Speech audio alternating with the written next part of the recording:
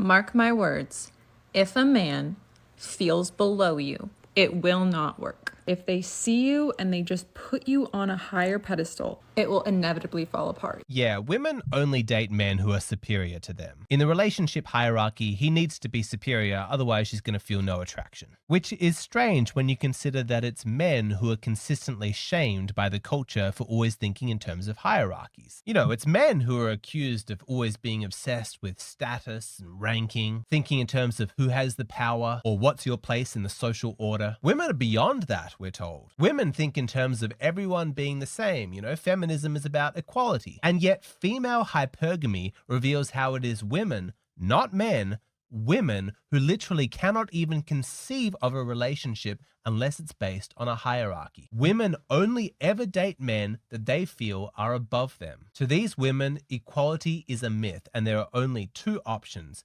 dating up or dating down. Researchers say they are seeing a trend of women dating down, which means, you know, a man who... Dating down, really? All right, listen, it was in the prompt, right? Really? Who wrote that? I mean, I say all that. Jeez. Disgruntled. Dating This is down. just the reality of it. So women, you know, we're more educated now, and I think that we're furthering our education. So with that being said, we're going to hold off on the baby making. We're going to hold off until we get that great job, really career driven. And I don't think there's anything wrong with hoping that there's someone either on your level or higher than you.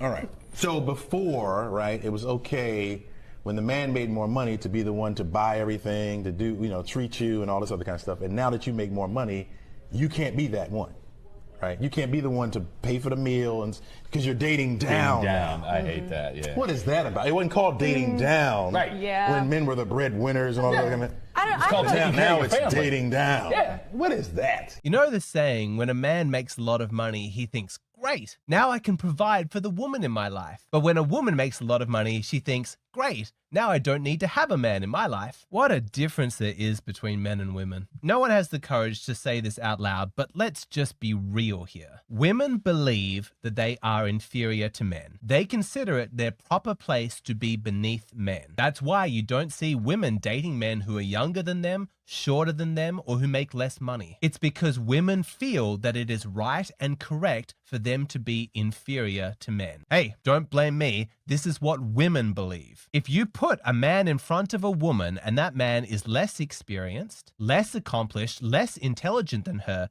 then she has no attraction to him. This is the undeniable truth behind hypergamy, that women deep down believe that men are superior. And if her relationship does not match this internally felt hierarchy, then it will feel unnatural to her and she'll have no interest. As a girl, you want to find a partner that exceeds you in every single area. So like you want someone that looks better than you, is smarter than you, is more hardworking, has better like social characteristics. Like you look for a partner that has like better qualities than you, or at least like meets you. Think about this. Why is it when a woman says, I don't need a man, that people consider that to be empowering? Why would that be unless women are starting from the base assumption that they are inferior to men, which therefore makes it surprising that a woman doesn't need a man and is able to make it on her own. If a woman succeeds in business or does some other notable accomplishment and everyone says, wow, that's so impressive, it's so amazing to see a woman succeed like this, are they not implicitly admitting